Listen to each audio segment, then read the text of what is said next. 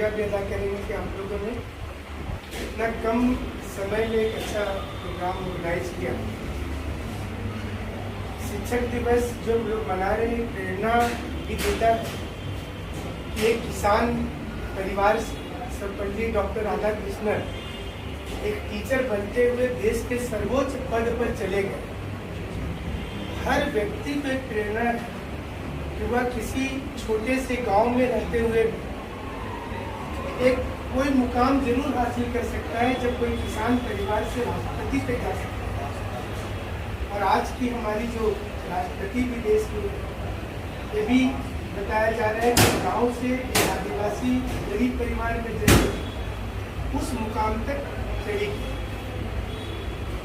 शिक्षक दिवस के साथ एक चीज और समझने की जरूरत है।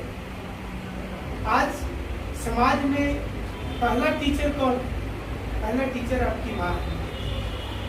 और वो स्कूल कॉलेज नहीं भी गई तो जितना बेहतर तरीके से उन्होंने मैनेजमेंट किया है वो आप सोचेंगे कभी एकांत में बैठकर एक एक पैसे का हिसाब, बच्चों को परवरिश करना, आपको क्या बनना चाहिए, आपका ख्याल रखना, तो वो पहला टीचिंग आपको वहाँ से मिल जाएगा।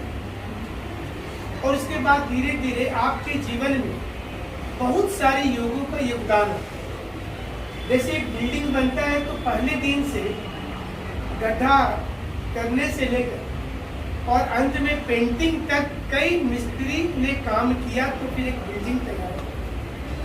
आपका जीवन में जब आप नौकरी प्राप्त करते हैं, किसी पद पर जाते हैं, तो एक व्यक्ति का दिन नहीं, कई शिक्षक स्कूल से लेकर अब तक और आने वाले समय में भी आपको कहीं ना कहीं वो गाइड करेंगे, तो वो भी आपके जीवन में एक प्रेरणा स्रोत हो जाएगा। अब सवाल ये उठता है कि आज हर कोई चाहता है, हर टीचर चाहते हैं कि एकलव्य हो, लेकिन हर स्टूडेंट भी चाहता है कि उसको द्रोणाचार्य मिले। तो ये जो मार्केटिंग हुआ, जिस प्रकार से शिक्षा का व्यवसायीकरण हो गया है, तो एकलव्य मिलना भी मुश्किल हो जाता है और द्रोणाचार्य मिलना भी मुश्किल। ये जब कॉम्बिनेशन बैठता है, अगर द्रोणाचार्य पैदा होते हैं तो एकलव्य स्वयं आ जाएगा। और ये कोई भी व्यक्ति, आपको सिर्फ नौकरी पाना ही एकमात्र गुण नहीं होगा। आपके जीवन में कई सारे ऐसे अवसर आते हैं जब आपको लगता है कि नहीं हमको ये बनना चाहिए। आप जब कम उम्र के रहते हैं तो उस समय में ग्लैमर वाला जो जॉब होता है, जिसे आपको लगता है कि नहीं हीरो हीरोइन बन जाएंगे। और एक समय तो आज तो चलिए सोशल मीडिया तो बहुत सारे अपॉर्चुनिटी।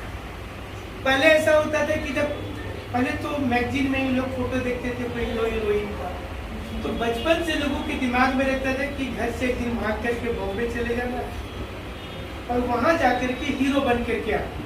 तो लोग उसी स्टाइल से बाल रखते थे, कपड़ा पहनते थे। तो धीरे धीरे लोग टीचर बच्चों को स्कूल में बोलते थे कि तुम बहुत हीरोगिरी कर रहे हो।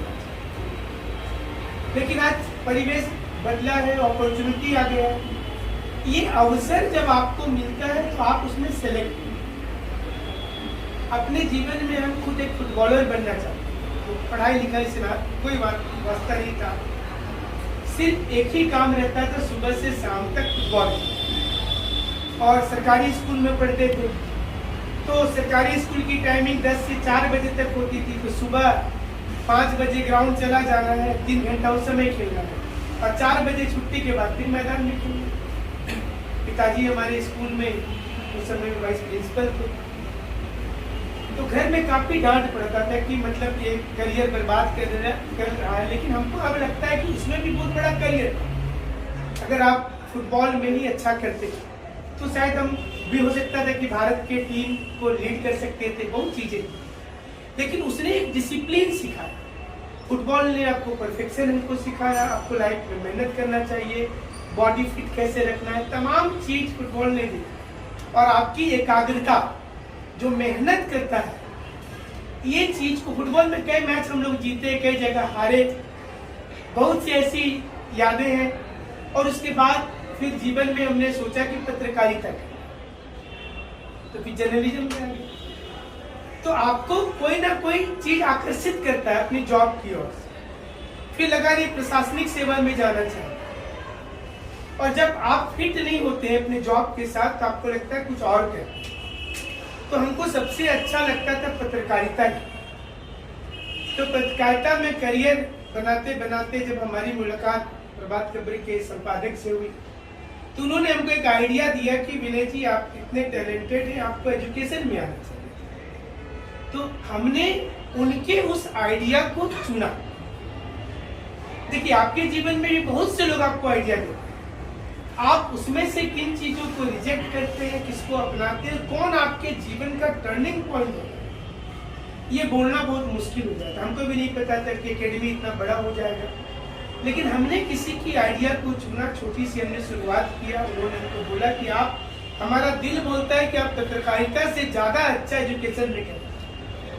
तो हमने उनकी बात को माना, लेकिन आपकी जो अंदर जो चीजें होती है, आप सबके अंदर कुछ ना कुछ कला होगा, कोई अच्छा पेंटिंग करता होगा और उसमें भी एक करियर होता है। लेकिन आज हमारा जो सोसाइटी और जो भारत का परिवेश, वो उसकी उतनी इज्जत और हेल्प नहीं कर पाता जितनी नौकरी की करता।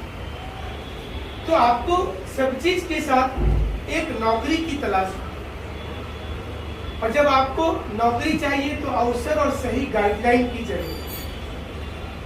ये बहुत जरूरी है। आपकी बीमारी तभी ठीक होगी जब आपको सटीक दवाई मिले।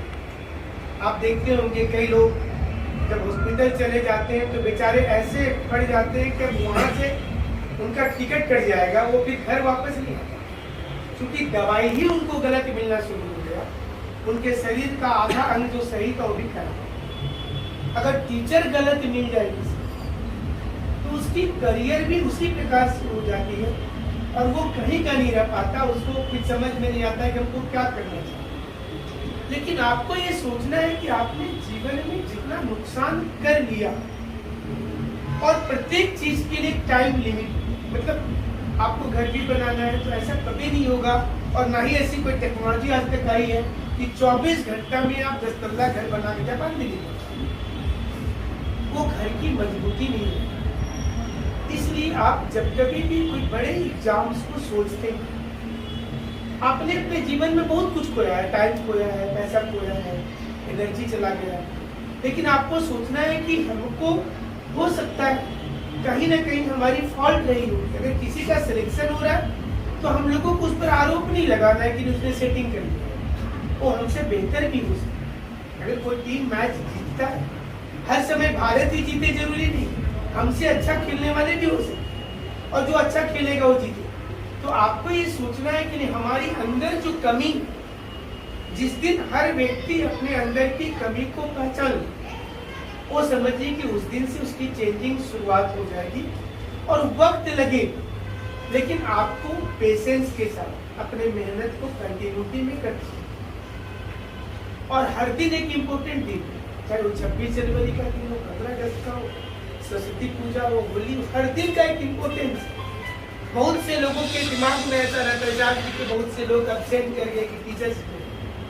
तो ये जो भावना रहती है लोगों की कि हम एक ही दिन में सारा कुछ कर लेगा, क्या जरूरत है जाने का क्लास तो होना नहीं। ये सोच आपको सोचना है कि नहीं, हमारे लाइफ का ये भी पार्ट। जैसे आप बीमार पड़ते हैं तो थोड़े पढ़ेंगे, अगर 3 दिन से एडमिट तो नहीं पड़ेंगे। तो अगर जिस दिन आपके अंदर में ये चीजें आ जाएंगी तो हमें लगता है कि आपको उस दिन पता चलेगा कि हाँ आपको कुछ करना है। अपने सपने को दिल में नहीं रखना, सपने को लिख कर रखना। आप जो सपना देखें जिंदगी उसको लिखिए, क्योंकि लोग भारत में क्या होता है कि डेली बदलते हैं। आज वो सोच रहे हैं हमको IAS करना है, कल सोचते हैं कि नहीं टीचर बन जाते तो ज्यादा अच्छा था, परसों सोचते हैं कि नहीं कहीं बिजनेस कर लेते तो ठीक था। तो आप एक साल में कितना बार सपना देखते, और उस सपने को पूरा करने के लिए आपने लाइफ में क्या त्याग किया ये भी समझिए। हम लोग इंटरव्यू तो देखते हैं मुकेश अंबानी का, राकेश झुनझुनवाला का, कि कैसे गरीब से 41,000 करोड़ का आदमी है, लेकिन उसने क्या सेक्रीफाइस किया लाइफ में वो कभी नहीं देखते। हम टॉपर्स के इंटरव्यू पढ़ ले और वो सब्जेक्ट अगर ले लिया फिजिक्स तो लगता है ये हम भी ले लेंगे, बट हम उसकी बैकग्राउंड चेक करना भूल जाते हैं कि उसने इंटर में डिसाइड कर लिया कि उसको आईएएस करना। आपने कब डिसाइड, उसने किसी सब्जेक्ट में कितना देरी मेहनत किया, क्या हो सकता है कि उसको पहला दिन ही अच्छा डॉक्टर मिल गया, हो सकता है कि आपको बहुत बाद में जाकर के मिला, आपको अभी भी सिलेक्शन करने में प्रॉब्लम होता, बहुत सारी ऐसी स्थितियां होती हैं जो आपके लाइफ के डेवलपमेंट में एक रुकावट होती है। और जब आप उन सब चीजों के ऊपर उठते हैं तब आपका सक्सेस निश्चित है। जो भी आदमी, जो भी स्टूडेंट ईमानदारी पूर्वक मेहनत किया है वो कभी नहीं आराम देखा है कैसे, और जिसके अंदर ये चीजें आज बहुत से स्टूडेंट्स का गुजार होते हैं कि जो बड़े बड़े पद इनकम टैक्स कमिश्नर हैं, एसपी हैं, वो सुबह फोन करके विश करते हैं, उनको 10 साल पहले की चीजें हैं। तो ये जो आधुनिकतावाद आया, इसमें टीचर के अंदर भी बदलाव हुआ, स्टूडेंट के अंदर भी बदलाव हुआ। ये स्थितियों को हमेशा जोड़कर आप जीवन में कितने भी बड़े व्यक्तित्व बन जाए, अपने माता पिता को वेस्टर्न कल्चर में नहीं डालना है, उनको वैसे निकालना। आज आप हमारी संस्कृति में देखेंगे मैक्सिमम बच्चों के घर में माँ पिताजी दादा दादी को लगभग निकाल दिए और उनकी जगह पर कुत्ता रहे।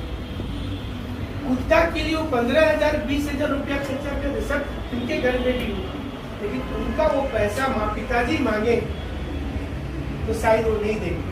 अगर किसी की माता और उनके पिता खर्च करने के लिए 10,000 20,000 रुपये महीना मांगे तो नहीं देंगे, लेकिन एक एक घर में 2-2 3-3 कुत्ते हैं जिसको कुत्ता बोलने पर भी आपत्ति हो, कुत्ता नहीं, उसका कुछ प्यारा सा नामांकन होगा, लेकिन 15,000 रुपया उसको खर्च करते, उसके लिए मेहनत करो।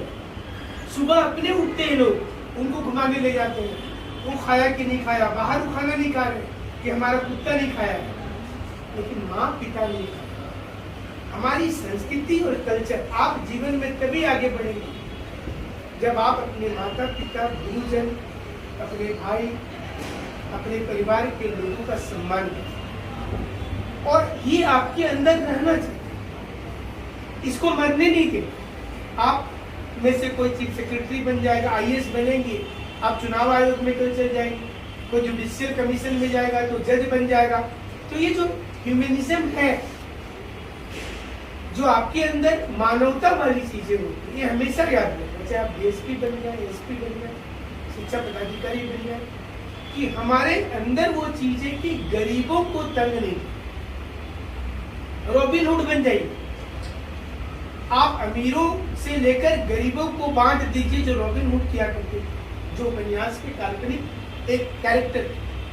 लेकिन आप इस प्रकार के कैरेक्टर में कभी नहीं आना है कि जिससे आप देखेंगे बहुत ऐसे अधिकारियों को हम देखते हैं, बड़े बड़े अधिकारी, उनके घर में एक बच्चा जो है मेंटली, आप कई लोगों को दिमाग लगाइए, मेंटली रिटार्ड एक बच्चा,